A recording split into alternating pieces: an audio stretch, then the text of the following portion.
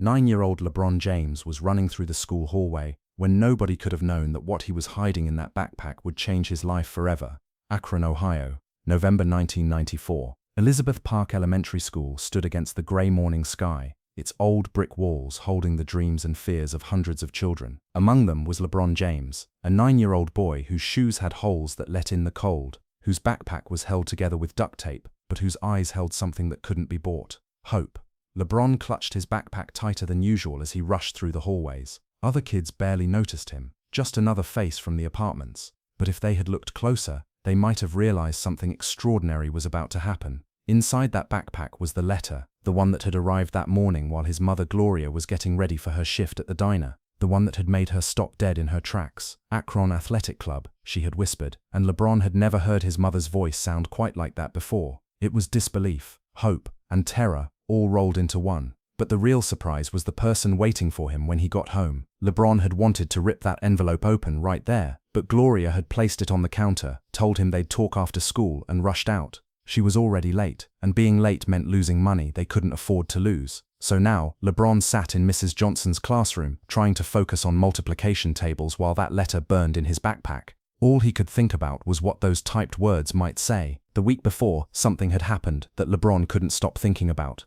He'd been playing basketball on the cracked court behind Spring Hill Apartments, his daily ritual. The hoop was bent, the net was mostly gone, but it was his sanctuary. That's when he'd noticed the man, tall, athletic, wearing a clean tracksuit. The man had stood watching LeBron play one-on-one against an imaginary opponent. LeBron had been so absorbed, narrating like a radio announcer, making impossible shots, that he hadn't noticed until the man cleared his throat. "You play every day?" the man asked. LeBron stopped mid-dribble, suddenly self-conscious about his ratty sneakers and the basketball that had seen better days, his only ball, a gift from his father Frank, before he'd disappeared. "Yes, sir," LeBron replied. The man walked onto the court, picked up LeBron's ball, and took a shot from the free throw line. Swish, then another. Then he passed the ball back. "Show me what you got, kid." For 20 minutes, LeBron played the game of his young life. The man barely spoke, just watched, occasionally making notes on a small pad. When it was over, the man handed LeBron a business card. "Drew Joyce, Akron Athletic Club, Youth Development, where champions are made. Have your mother call me," Drew had said. "We need to talk. You won't believe what that coach's real identity was." The lunch bell rang like a gunshot. While other kids rushed toward the cafeteria, LeBron headed for his quiet corner where he could eat his peanut butter sandwich and think. But today, he couldn't wait any longer. With trembling fingers, LeBron pulled out the envelope. His name was typed on front, Master LeBron James. Nobody had ever called him Master anything before. He tore it open carefully. Inside was letterhead, Akron Athletic Club, where dreams take flight. "Dear LeBron, following Coach Joyce's evaluation, we invite you to join our elite youth development program. This highly selective program is designed for young athletes who demonstrate exceptional potential. The program includes professional coaching, 4 days per week, access to regulation courts, complete athletic gear, academic tutoring support. This opportunity is offered at no cost to your family. Please have your parent contact Coach Joyce to schedule a meeting. Sincerely, Coach Drew Joyce." LeBron read it 3 times before the words sank in. Professional coaching, real equipment, no cost. It sounded too good to be true. But what if it wasn't? What if someone actually believed he had potential? When the final bell rang, LeBron bolted home. The walk to Spring Hill usually took 15 minutes. Today, he made it in 8, taking shortcuts with energy that came from pure anticipation. Spring Hill Apartments wasn't much. 3 stories of faded brick, windows without screens, beaten cars in the lot. But it was home, and as LeBron climbed to apartment 3B, he felt the familiar mix of love and frustration for the place that had shaped him. He fumbled with his key, hands shaking. When he got inside, he heard voices from the living room. His mother's voice, and another he recognized. Coach Joyce was sitting on their threadbare couch. Now you'll understand why that decision was so critical. LeBron stood frozen in the doorway, the letter clutched in his hand. Gloria sat across from Coach Joyce, and her expression was unlike anything LeBron had ever seen. The look of a woman presented with an opportunity that could change everything, but who'd learned that opportunities often came with hidden costs. "LeBron," Gloria said, "come sit down, baby. Coach Joyce has been telling me about the letter." LeBron walked slowly into the living room, acutely aware of how shabby their furniture must look. The couch had a burn mark from Gloria's cigarette. The coffee table was a cardboard box covered with an old sheet, but Coach Joyce didn't seem to notice. His attention was focused entirely on LeBron. "Hello, LeBron. I was just telling your mother about our program." LeBron shook the offered hand. "Yes, sir. I got the letter. What did you think?" "It sounds really good, sir. Maybe too good." Coach Joyce smiled genuinely. Smart kid, your mother raised you right. He turned to Gloria. Mrs. James, I understand your concerns. It does sound too good to be true. Gloria nodded stubbornly. So what's the catch? Nobody does something for nothing. You're right. There is something we want in return. We want LeBron to work harder than he's ever worked. We want him to maintain his grades, improve them. We want him to be a leader and teammate. We want him to commit to being the best version of himself. LeBron felt his heart racing. The way Coach Joyce was talking, with respect, with seriousness, made it feel real. Why him? Gloria asked. There are hundreds of kids in Akron who play basketball. Why LeBron?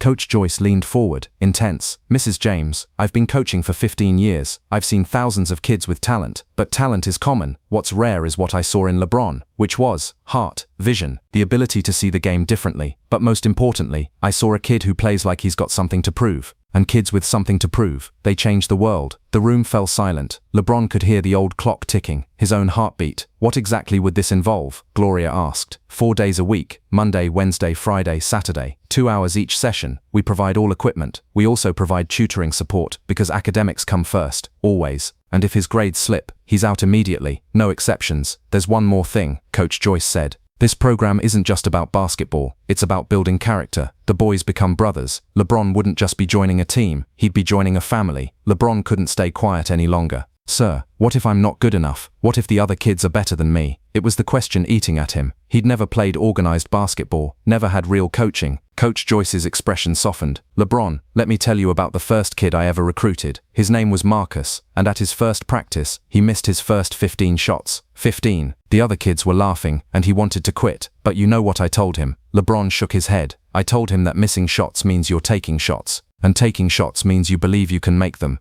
That belief, that willingness to try even when you might fail, that separates good players from great ones. Coach Joyce paused. Marcus earned a full scholarship to Ohio State, not because he was the most talented, but because he worked the hardest. LeBron felt warmth spreading through his chest. Someone believed in him. So my question isn't whether you're good enough right now. My question is, are you willing to put in the work to become good enough? Yes, sir, LeBron said without hesitation. Gloria had been listening quietly. Coach Joyce, why do you do this? Running a program for kids like LeBron, it can't be paying you much. Coach Joyce was quiet for a moment. Mrs. James, I grew up in East Cleveland. My father worked 3 jobs. My mother cleaned houses. I was exactly like LeBron. Talented, but with no resources, no connections. He paused. When I was 14, a coach took a chance on me. That opportunity changed my life, put me through college, gave me a career. Now I'm paying it forward. What do you think, baby? Gloria asked. LeBron looked around their tiny apartment, at the water stain on the ceiling, at his mother's tired eyes that still held so much love. Then he thought about the opportunity. I think we should try it, Mama. Gloria was quiet for forever. Then, slowly, she nodded. Okay, we'll try it. Coach Joyce smiled. Excellent. LeBron, I want you at the Akron Athletic Club tomorrow at 4 p.m. sharp. Take the number 7 bus. Bring comfortable clothes and that basketball I saw you playing with. Yes, sir. Tomorrow you're going to meet the other boys. Romeo Travis, Willie McGee, Sion Cotton, and my son Drew Joyce III.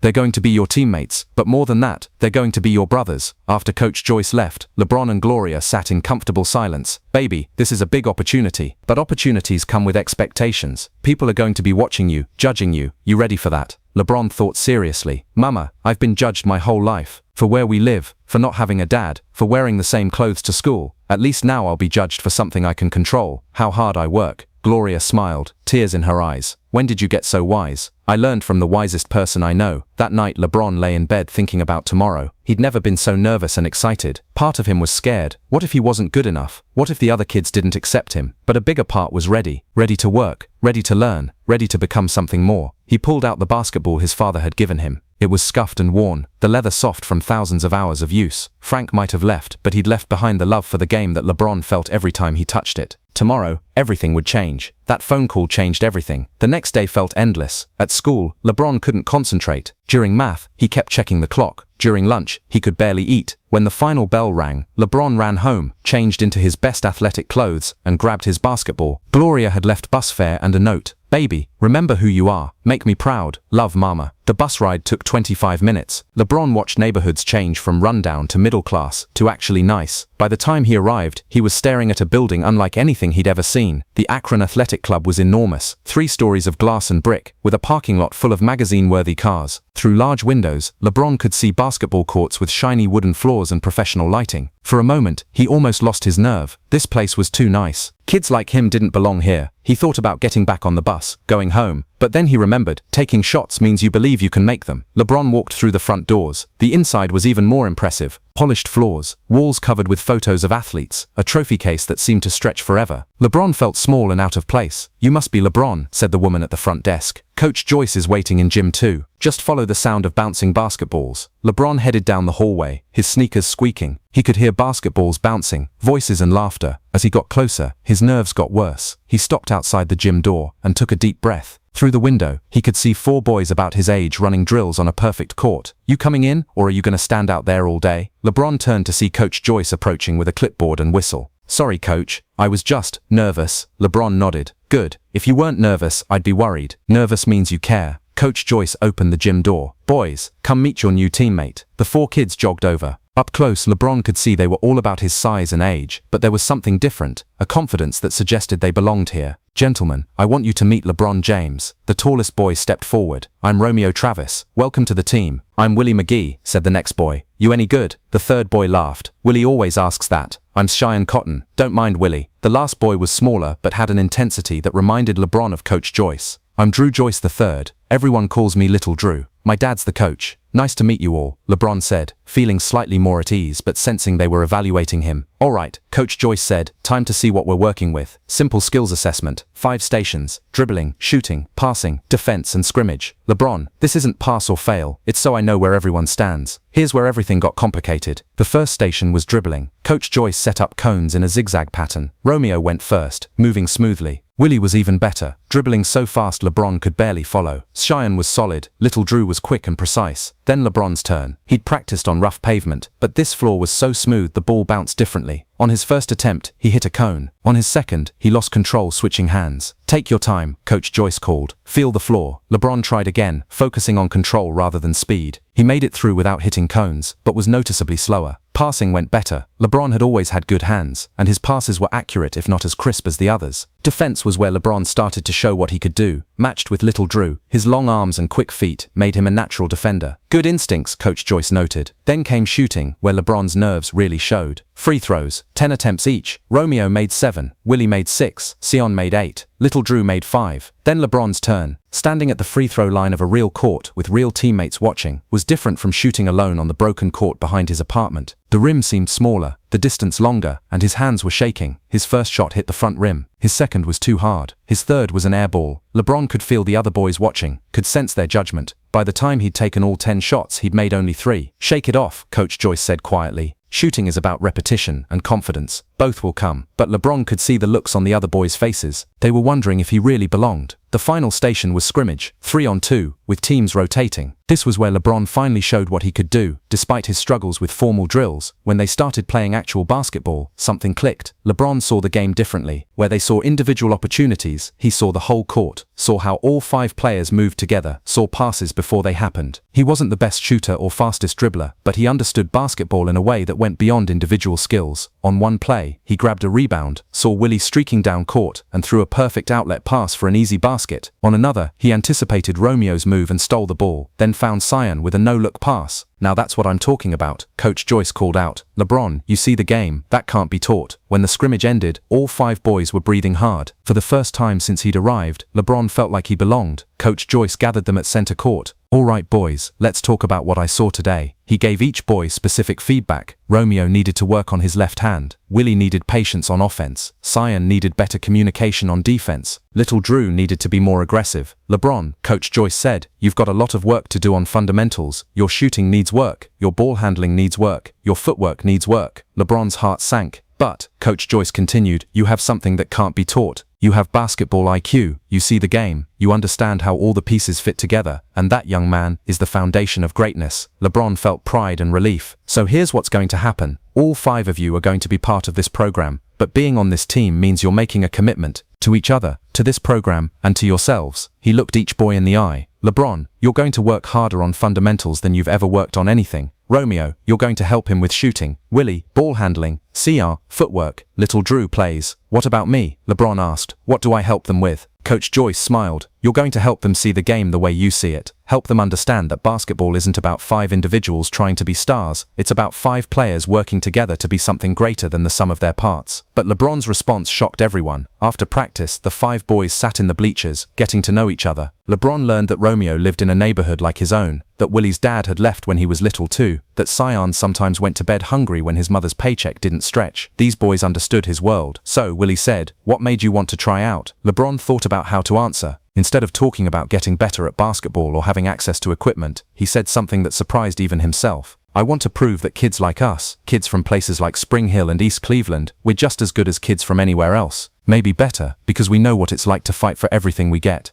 The other boys were quiet for a moment. Then Romeo nodded slowly. "I feel that. People look at me and think I'm just another kid from the projects who's going to end up like his dad, in and out of jail. People think because my dad left I don't have discipline," Willie added. "People think because my family's poor I'm not smart enough to succeed," Sion said. Little Drew was quiet, then said, "People think because my dad's the coach, everything's going to be easy for me." LeBron looked around at his new teammates and realized they all shared something important. They all had something to prove. "So let's prove it," LeBron said. "Let's show everyone that we're not just good, we're great. Let's show them that where you come from doesn't determine where you're going." Coach Joyce, who had overheard, walked over with a serious expression. "Boys, what LeBron just said, that's the foundation of what this program is really about. Yes, we're going to teach you basketball, but more than that, we're going to teach you that your circumstances don't define your limits." He sat down on the bleacher below them. "Each of you is here because you have talent, but talent without character, without work ethic, without the support of your teammates, is worthless. What's going to make you special is how well you can work together, support each other, and lift each other up." "What does that mean practically?" Romeo asked. "It means if LeBron is struggling with shooting, all of you help him get better. If Willie is having trouble at home, all of you are there for him. You succeed together, or you fail together. One team, one family." LeBron felt something stirring in his chest that he'd never felt before. The idea of having 4 other boys who would have his back was both exciting and terrifying. As they prepared to leave, Coach Joyce pulled LeBron aside. "Son, today wasn't about whether you made your free throws perfectly. Today was about seeing how you respond to challenge, how you handle pressure, how you interact with your teammates." "How did I do?" "You showed me that you have the heart of a leader. The way you talked to those boys, the way you made them feel like they were part of something bigger. That's what great players do. They make everyone around them better." LeBron felt warmth spread through his chest. "Thank you, coach. Don't thank me yet. Thank me in 4 years when you boys are winning championships and earning scholarships and proving to the world that greatness can come from anywhere." 1 year later, LeBron stood at the free throw line in the Akron Athletic Club's main gymnasium. The stands were packed for the annual tournament. The game was tied 78-78, 5 seconds left, and LeBron had 2 free throws to determine the winner. A year ago, he would have been terrified. A year ago, he would have been thinking about missing, about letting his team down. But this wasn't a year ago.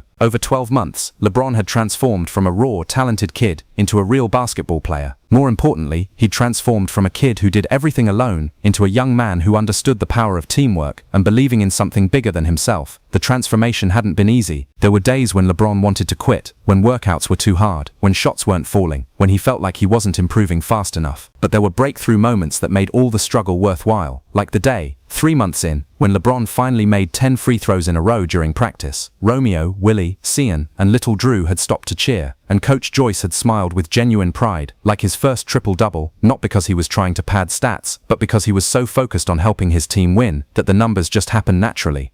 The 5 boys had indeed become brothers, just as Coach Joyce had promised. They studied together, practiced together, celebrated together, and picked each other up when one was down. Now, standing at the free throw line with the game on the line, LeBron felt the weight of all that growth, all that work, all that brotherhood. In the stands, Gloria was wiping tears from her eyes. She'd seen every game this season. Coach Joyce called a timeout and gathered the team. "Boys, this is what we've been working toward. Not this specific moment, but moments like this, when everything is on the line, when the work you've put in gets tested, when you have to trust in yourselves and each other." He looked directly at LeBron. "Son, you've made this shot thousands of times in practice. Trust your preparation, trust your teammates, trust yourself." Romeo put his hand on LeBron's shoulder. "We got your back, brother. Always," Willie added. "Hit these shots and let's go celebrate," Sion said with a grin. Little Drew just nodded, confidence in his eyes. As LeBron walked back to the free throw line, he thought about the journey that had brought him here. 12 months ago, he was just another kid from Spring Hill with a dream and a worn-out basketball. Now he was part of something special that had changed not just his game, but his entire outlook on life. He bounced the ball 3 times, his ritual, and took a deep breath. The gymnasium was silent except for his heartbeat. The first shot went up soft and true, swish, 79-78. The crowd erupted, but LeBron barely heard them. He was already focused on the second shot. Again, 3 bounces. Again, a deep breath. Again, the quiet confidence from countless hours of practice and unwavering support of his teammates. Swish, 80-78. This time LeBron let himself feel the emotion as his teammates rushed the court and lifted him up. In the stands, Gloria was crying openly, and Coach Joyce was applauding with a huge smile. Later, as the celebration died down, Coach Joyce pulled all 5 boys aside. "Gentlemen, I want you to remember this moment, not because you won a game, but because you proved something to yourselves. You proved that with hard work, dedication, and belief in each other, there's no limit to what you can accomplish." "Is this the end?" Willie asked. "Do we all go our separate ways now?" Coach Joyce shook his head. "Boys, this isn't the end of anything. This is just the beginning. Next year you'll be playing for your high school teams. In 4 years, if you keep working like this, you'll be playing in college. And who knows what happens after that?" LeBron looked around at his teammates, his brothers, and realized Coach Joyce was right. This wasn't an ending. It was the foundation for everything that was going to come next. "Coach," LeBron said, "a year ago, when you first saw me playing on that court behind my apartment, what made you think I could do this? What made you believe in me when I didn't even believe in myself?" Coach Joyce was quiet for a long moment. "LeBron, I didn't believe in your shooting, or your dribbling, or your footwork. Those could be taught. What I believed in was your heart. I saw a kid who played like every possession mattered, who cared more about the game than about looking good playing it. I saw someone who had been knocked down by life but who kept getting back up." He paused, looking at all 5 boys. "That's what separates good players from great ones, and great players from champions. It's not the size of your talent, it's the size of your heart. And all 5 of you have hearts as big as this gymnasium." That night, lying in his bed in apartment 3B, LeBron thought about the boy he'd been 12 months earlier. That boy had been talented but unfocused, hopeful but afraid, full of potential but lacking the structure and support to develop it. This boy, the one he'd become, was different. He still had the same dreams, the same hunger, the same love for the game. But now he also had something else, the knowledge that he didn't have to face those dreams alone. He reached under his pillow and pulled out the basketball his father had given him years ago. It was still scuffed and worn, but now it was joined by a newer ball, the official team ball from the Akron Athletic Club, signed by all his teammates and Coach Joyce. 2 basketballs, representing 2 different chapters of his life. The old one symbolized where he'd come from, the struggle, the uncertainty, the dreams that seemed impossibly far away. The new one symbolized where he was going, the possibilities that opened up when talent met opportunity and hard work. As LeBron drifted off to sleep, he thought about tomorrow's practice, about next season's goals, about the conversations he'd have with his teammates. But mostly, he thought about how grateful he was for that day when Coach Joyce had appeared on his court and seen something in him worth developing. But LeBron's response shocked everyone. The kid from Akron was still the same kid, still carrying the same dreams and the same determination. But now he knew something he hadn't known before. With the right support, the right teammates, and the right amount of work, there was no limit to how far those dreams could take him. The transformation was complete, but the journey was just beginning.